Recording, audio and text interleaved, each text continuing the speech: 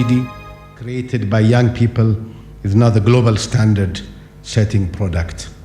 M-Farm has been connecting farmers to consumers over the past 5 years. The hosting of the Global Innovation Summit in 2015 was a great testament of Kenya's innovation prowess, something that the rest of the continent seeks to borrow. So I say congratulations, Kenya. Yeah.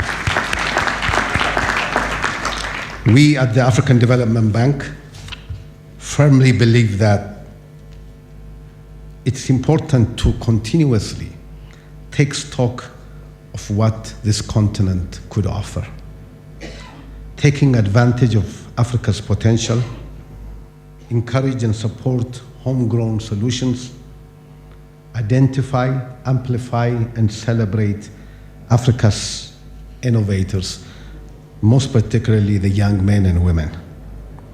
This is why in 2016 we launched a program called Jobs for Youth in Africa. Initiative in 2016 was the flagship program to address youth unemployment in the continent. The goal of this initiative is to help stimulate the creation of 25 million new jobs within the next 10 years by supporting young entrepreneurs and encouraging governments across the continent to create an enabling environment for them to thrive in. Through this initiative, the ADB will help $3 billion in support of young entrepreneurs in Africa. Young entrepreneurs in Africa with a focus on business incubation. It will facilitate the establishment of skills enhancement zones to foster better linkages between skills and industrial development. In November 2016, the African Development Bank, in partnership with the European Investment Bank, launched the Boost Africa initiative. The Boost Africa initiative. Boost Africa aims to leverage the full strength of the two major financial institutions to venture into new areas of support for the new generation of young African entrepreneurs, and especially focusing on fragile and risky situations where financial services are not provided by the market. Just as an anecdote, as I was coming in, I was having a discussion with one of my colleagues, Harry from Demo Africa.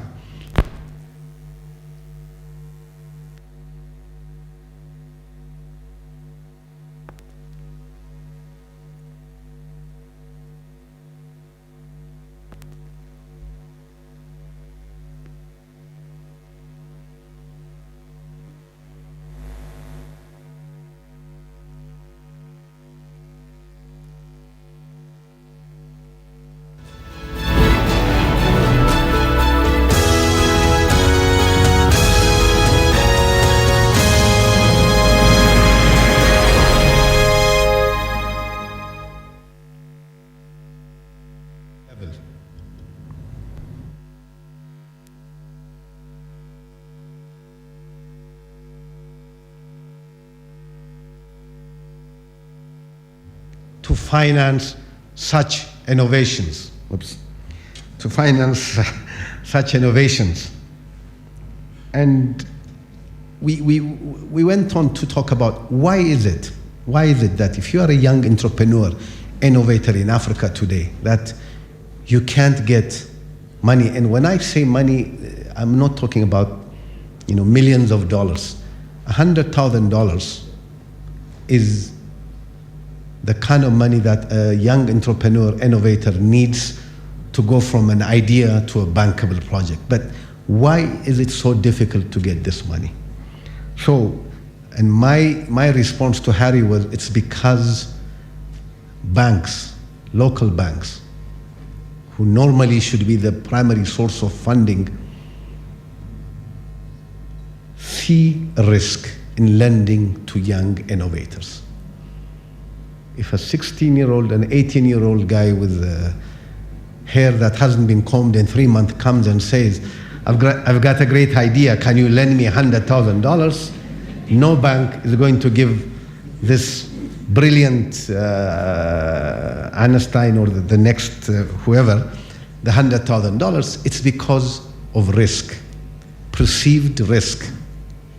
Now, in risk, there are a few things you do with risk. Risk is a part of life. There's no, if you're a living being, there is risk in everything you do. So with risk in banking, what you do is you try to understand the risk, you allocate the risk where it's best handled, and then the remaining part of the risk, you price it, and then you pass it on to the consumer. But most banks, or most of us, and Jeremy, I stand to be corrected, do not know how to price the risk on an 18-year-old who hasn't combed his hair in 3 months. That is just an anomaly for us. So what I've said and what we at the African Development Bank are going to do is we're going to work to try and help de-risk these innovators. We're not going to give them money. Yeah. The idea is not to give them money. The idea is to encourage Jeremy's bank and all the other great banks in Kenya to give them money. But then for us to take the risk. So it's called first loss capital.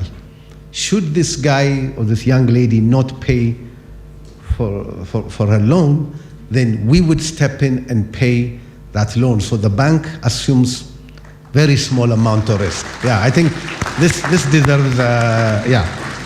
So we are going to try and work with the Jeremys and the others in this town to see how can we work together. Take a few banks who have a limited risk appetite and see if they can front load the money and we can come behind them and help de-risk this.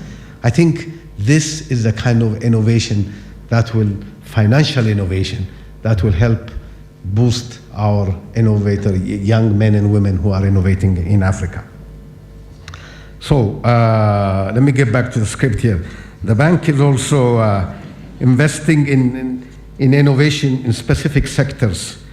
In particular, in agriculture, we're investing in something called Enable Youth. This is a program looking to invest in innovative applications in agriculture. And of particular relevance to this day is that the bank, in partnership with Award Leadership, launched the Gender in Agriculture Investment in Africa, GAIA program, which runs boot camps, supports and invests in innovative and gender-responsive agriculture across the continent. Again, we are putting our money on women entrepreneurs, particularly in the agriculture space. Yeah, thank you. Yeah, here in Kenya, let me conclude. Here in Kenya, the bank is investing very heavily, as most of you know, not only in the big roads and power and so on, but we're also invested, putting money into financial institutions and ICTs to ensure that young people have what they need to succeed. Let me conclude, dear colleagues, by restating the bank's commitment to supporting the leaders of tomorrow, the young men and women of this continent. Because let me speak to you and say, you have indeed a very unique opportunity. An opportunity to level the playing field that will enable you to compete and excel in all endeavors, whatever you choose to do, whatever area, whatever your calling in life, you have an opportunity to level the playing field and to excel in wherever you choose to go. I dare say, innovation has given you the rare opportunity, and it's rare, to bend the arc of history and take Africa to heights that my generation could have only dreamed about. So I urge you, the young people, to rise up to this challenge and become the masters of your destiny and the destiny of this continent. I thank you very much.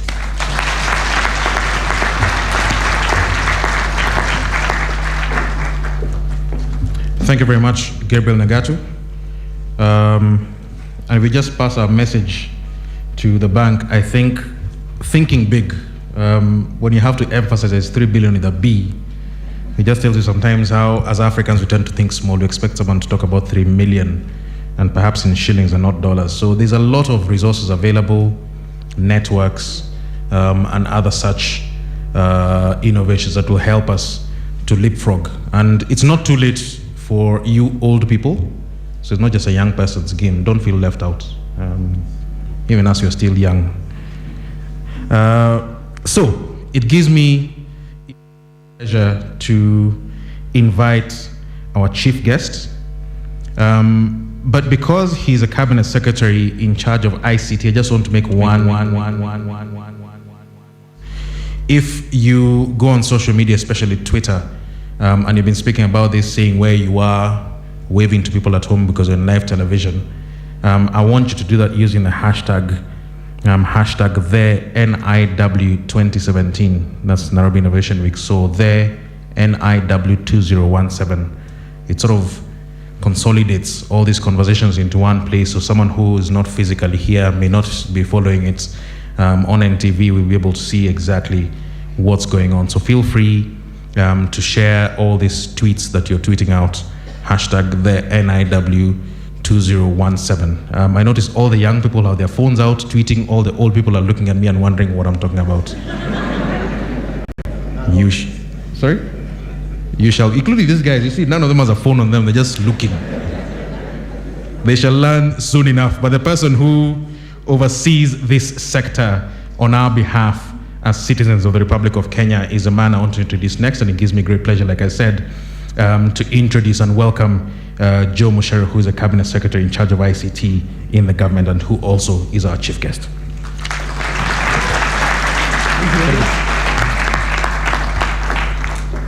Thank you very much, Wallace.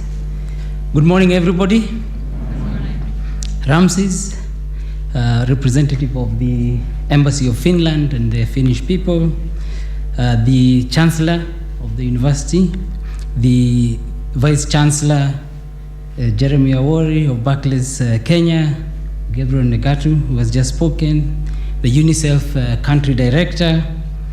It gives me great pleasure to stand before you on behalf of His Excellency the President, Uhuru Muigai Kenyatta, to preside over this official opening of the third of the annual Nairobi Innovation Week. I'm humbled to represent His Excellency the President, who would have wanted to be here in person, but had to attend to other pressing national duties. I was at this podium, actually, in the Taifa Hall in August last year during the opening of the second Nairobi Innovation Week. I congratulate the University of Nairobi for organizing this event and for consistently spearheading and leading other partners in shaping and enhancing the program to a global scale. Specifically, I appreciate and recognize the strong partnership between the university, industry, development partners, and government in promoting the innovation culture in this country of ours. Ladies and gentlemen, innovation is a crucial driver and can be an aggregator for national development. It can enhance Kenya's comparative and competitive advantage, and this is largely through the creation of new businesses and acceleration of small and medium-sized enterprises, which have great potential of becoming the engines for economic development. Innovation can inspire useful mechanisms to solve day-to-day development challenges from the very basic human needs, such as providing access to clean drinking water, eradicating neglected diseases, and developing sustainable hunger reduction solutions for national economic development and growth. A successful development strategy must therefore be built extensively to innovate and build the capacities in order to foster growth in Kenya. The rapid growth that some developed and developing economies have witnessed can be attributed to their buildup of innovation capacities. These countries recognize that innovation is not just about high technology products, but that innovation capacity has to be built early and embedded in the development process. They invested heavily in research and development to support their innovations. Indeed, there is evidence that R&D played a key role in the meteoric rise of Asian economies such as China, India, and Korea. Many countries across the globe are determined to become the new global centers of technological innovations and are investing heavily in supportive infrastructure, like high-speed internet, tertiary education, and technology hubs. Kenya has not been left behind in this endeavor. This global technological surge that we are seeing, we have in the recent past made significant leaps in development through technological innovations that are homegrown and scaled globally. This is attributed to the enabling legal and policy environments created by the government, as well as increased R&D funding to promote innovation in our universities. For example, made in Kenya tech innovations include M-Pesa, M-Kopa, and Ushahidi, as has been mentioned earlier. Let me talk a bit more about M-Pesa, which we all know has earned Kenya the premier position in mobile money technology. The platform is a national pride with over 26 million subscribers and is often cited in global fintech forums. In Parliament, the proposed legislative amendment to split Safaricom and M-Pesa is therefore not one of the aims that the government supports, as it would send a negative precedent in punishing and suppressing innovative operators, hence discouraging investments. The government will support companies that exploit Kenya's rich, innovative culture to design disruptive solutions that support the whole ecosystem and contribute to the country's development. Let me clarify that there is a competition study that was done regarding the dominance of Safaricom in the country.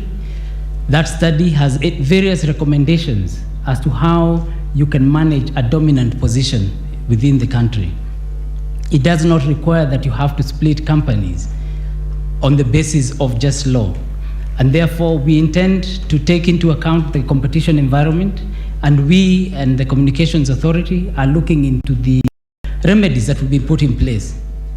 This include things like interoperability of mobile money, sharing of towers, price, adjusting prices and so on. There are many, many methods of being able to ensure there's fair competition without having to split companies. So going forward, the government will hasten the completion of the revised national ICT policy. We will also review and finalize a draft policy on science, technology, and innovation, which was the basis of Science and Technology of the Science, Technology and Innovation Act of 2013. Further, the second medium-term plan of Vision 2030 recognizes that innovation systems are still fragmented and therefore incapable of creating the desired synergies and networking among government, research, and training institutions, as well as industry, financial sector, and the professional groups.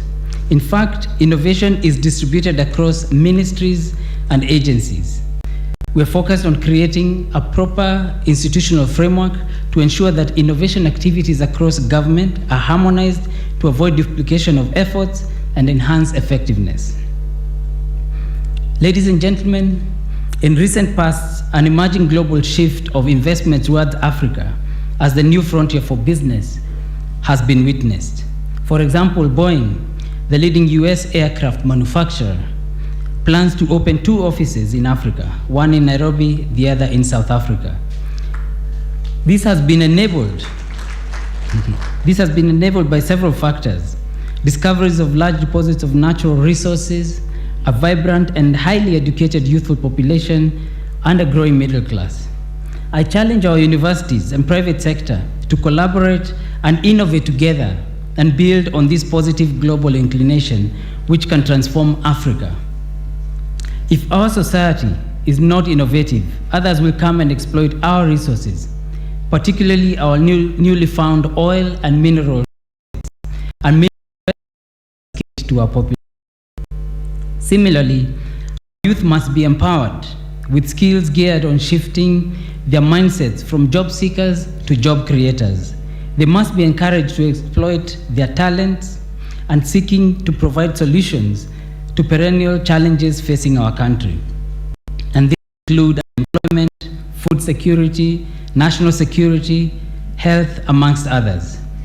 In this regard, the government is implementing the Ajira Digital Program, and this is an innovative program that targets to enable young people to have access to over 1 million every year through online platforms. We're confident that through this program, we will significantly solve the unemployment puzzle that has dogged our country for many years, and in the process position Kenya as the choice destination for online work. To achieve this goal, we have invested heavily in awareness, sensitization, and training about online work in order to grow critical mass of online workers who can also mentor thousands more to exploit this opportunity. We're in the process of establishing constituency innovation hubs in all 290 constituencies, and this will provide free Wi-Fi, and we're doing this in collaboration with members of parliament, the National Government Constituency Development Fund Board, and each constituency will have up to 4 innovation hubs where they provide high-speed internet connectivity as well as digital devices that will enable young people at the grassroots levels to have equal access to online work and other digital opportunities, which they can develop their innovations and earn decent incomes. Studio Mashinani project is yet another initiative through my ministry that has rolled out to provide opportunities for youth to develop their creative talents and earn from it. With KBC, we have developed 5 new studios that youth can go and use, record their music, and this is inspired by the mantra, talent ni kazi. We have developed the studios in Mombasa, Nairobi, and Kisumu that will be used by the young people to record quality music, commercials, jingles, and be able to earn a livelihood. The digital literacy program, we have made a tremendous progress towards developing a firm foundation for a sustainable digital future for our country by introducing digital literacy skills to our learners at primary school level. We're investing in the future innovators that the country will depend on to realize its long-term development goals. Contrary to some media reports, the program is well on course towards full implementation in all primary schools. We have already manufactured over 920,000 devices. Those are in country. The balance of the devices are being assembled locally at the JKUAT and at Moi University. We ensured that we're going to see local companies and institutions be able to have the capacity to start developing and manufacturing these devices in country, and so the delay on those last devices has been through that. We also have trained teachers, and the current information that you saw in media where there's, teachers are saying they want more training is because they want more. They have used the devices and they feel they can do more. Actually, the children, those that started, have already exhausted the content that we had provided. We need to create more content for the children to be able to continue with the devices. So these are issues that we expected would come. We expected that this program, as it's new and we're introducing it to the whole country, that we're going to see equalization. Technology equalizes how people develop. Some have complained that some of the classrooms are not as well built, and maybe we should concentrate on classrooms and desks first. I disagree with that totally. We will provide every student with the opportunity to have access to the technology, because that will equalize. The way the children have used technology in the rural areas is very similar to what we have seen in the urban centers. But what we've done with the Ministry of Education is that they are in the process of ensuring that all the schools will have equal infrastructure And so that is ongoing, and the program is actually working quite well for us. All the way from now, those kids, in another 18 years, the kind of innovations we expect to see out of Kenya will be second to none. In conclusion, ladies and gentlemen, I would like to once again credit the University of Nairobi for effectively preparing this forum. The government will continue to support the Nairobi Innovation Week as a national program.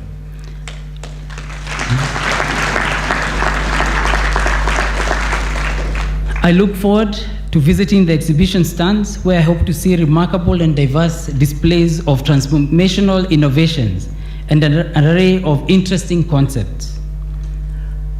I ensured that we first have this session so that I have enough time to see all the different stands and we see what we can do with all the innovations. So it is now my privilege to officially declare the third Nairobi Innovation Week 2017 officially opened.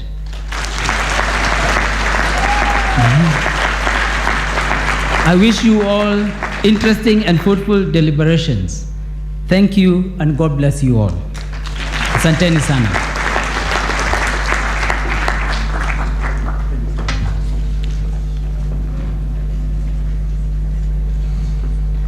Thank you very much, CS Moshero. But your work is in this room, not necessarily in this world. Your work in this room is not entirely done, and I'll tell you why.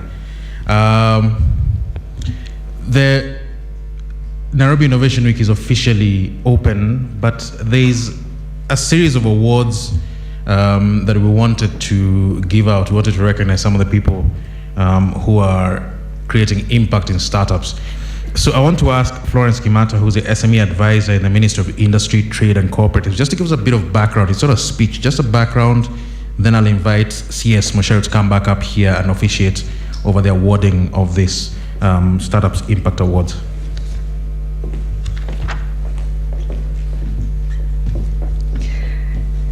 Distinguished ladies and gentlemen, on behalf of the Ministry of Industry, Trade and Cooperatives, I'm pleased to introduce the NIW Startups Award.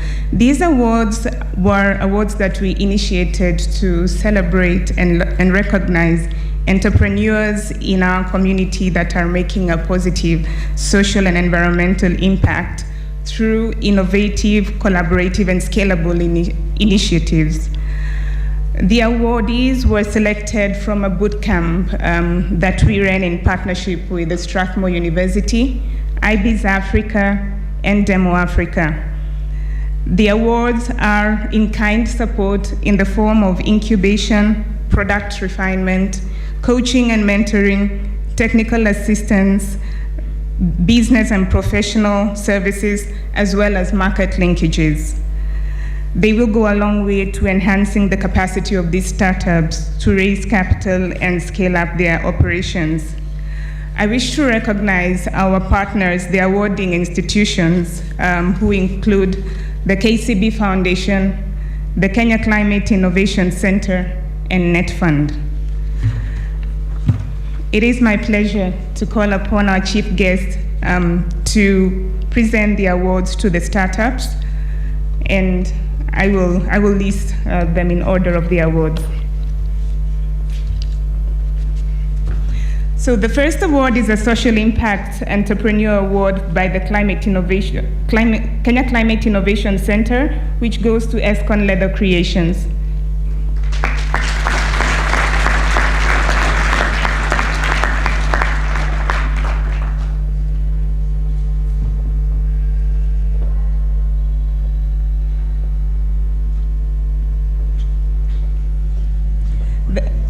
The next award is also a Social Impact Entrepreneur Award by the Kenya Climate Innovation, which goes to Miyonga Fresh Green Limited.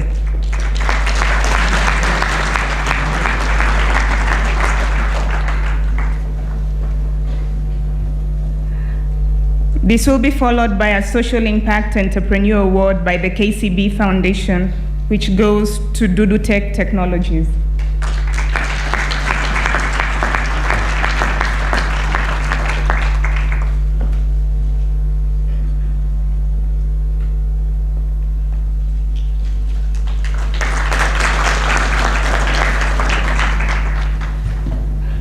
The next one will be the Social Impact Entrepreneur Award by the KCB Foundation as well to Rockerwind Limited.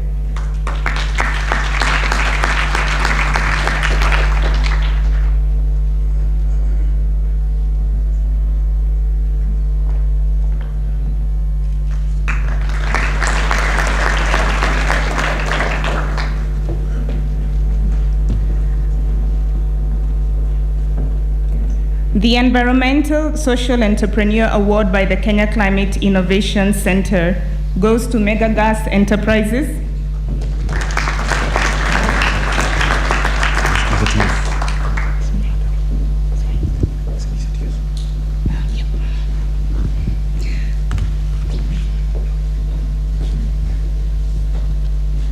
The second Environmental Social Entrepreneur Award by the Kenya Climate Innovation Center again goes to Rockerwind Mechanical Energy Limited.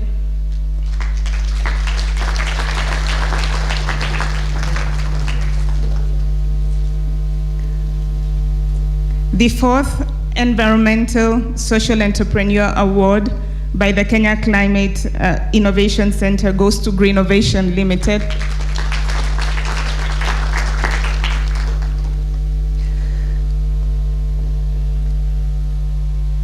The fifth Environmental Social Entrepreneur Award by the Kenya Climate Innovation Center goes to Ekodudu Limited.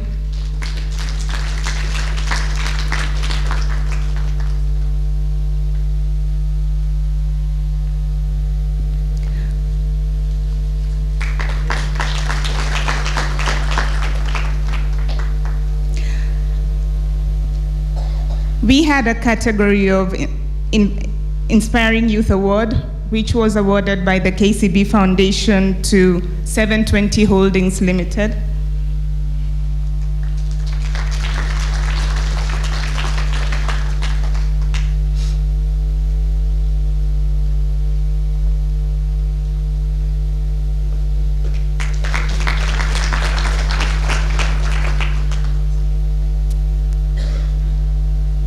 And last but not least, an Environmental Impact Entrepreneur Award by Net Fund, going to Incumark Ventures.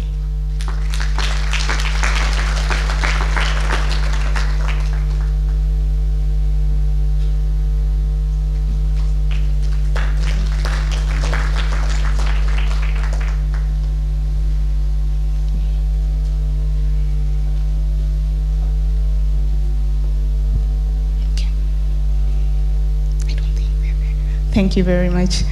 Ladies and gentlemen, you'll be able to interact with all these startups at the ministry's tent at the Great Court, so we welcome you to meet them and interact with them, and to also attend the Startup Day on Friday, where they'll be pitching to investors. Thank you very much.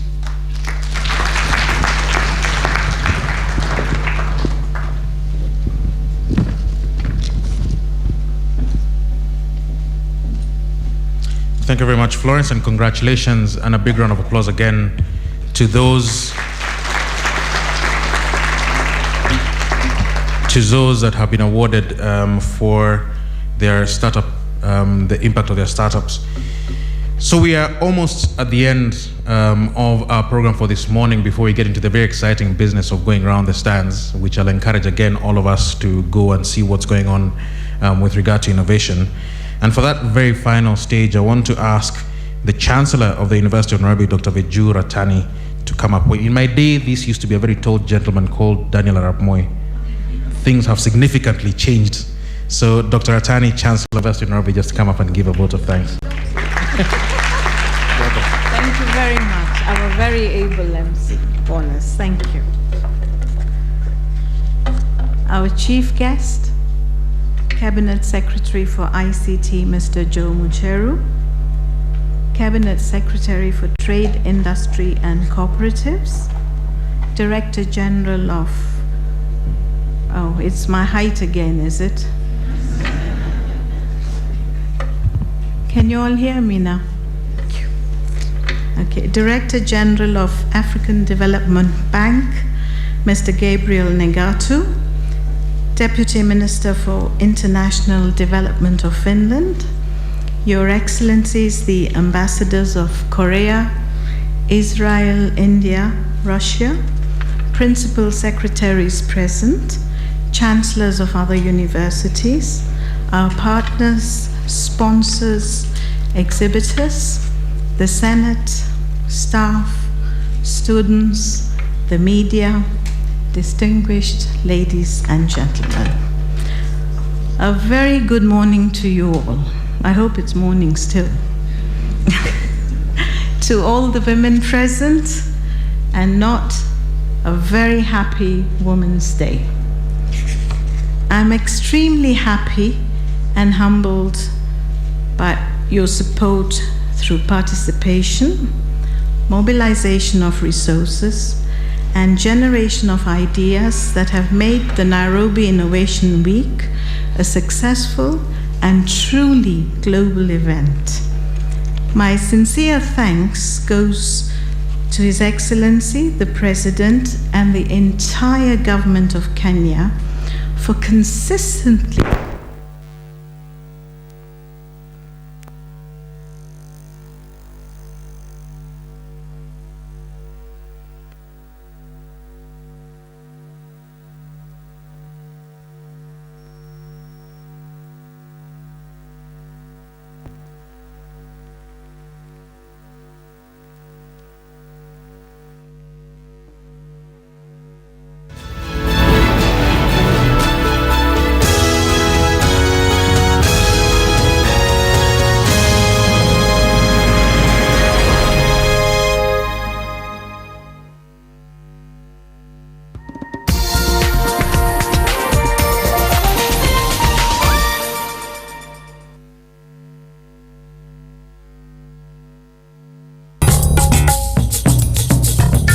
I'm proud of.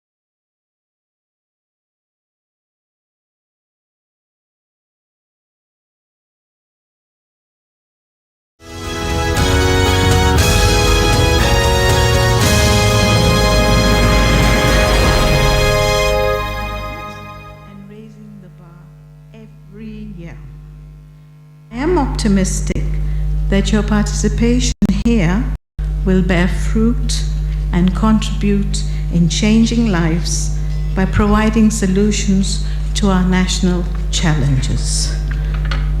My appreciation also goes to the university community, including the management, Senate, and students for hosting, coordinating, and providing leadership to this program.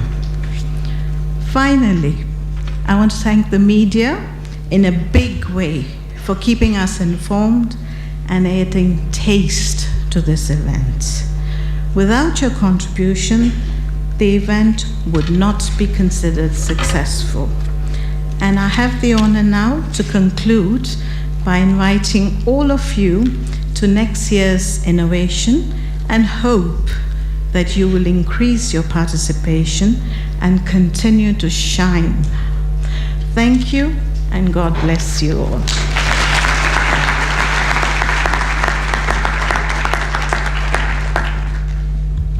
Thank you very, very much, Madam Chancellor. And this brings us to a conclusion of our live broadcast from the University of Nairobi, where we have been at the opening ceremony of the Nairobi Innovation Week, looking at what's happening. If you're in Nairobi, or if you're coming this way between today and tomorrow, please make sure you come to the University of Nairobi, the only university that has a road named after it, University Way, and come and see exactly what sort of innovations we will be seeing coming through in the coming years. Very, very interesting stuff going on. But for now, thank you very much for being with us. We'll take you back to studio.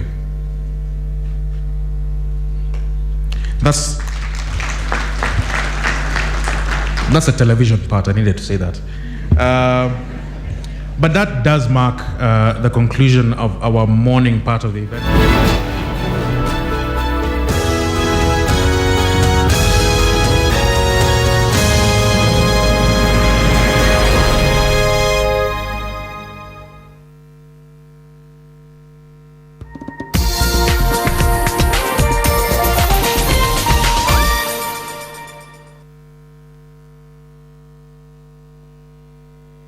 Enjoy the wide and entertaining range of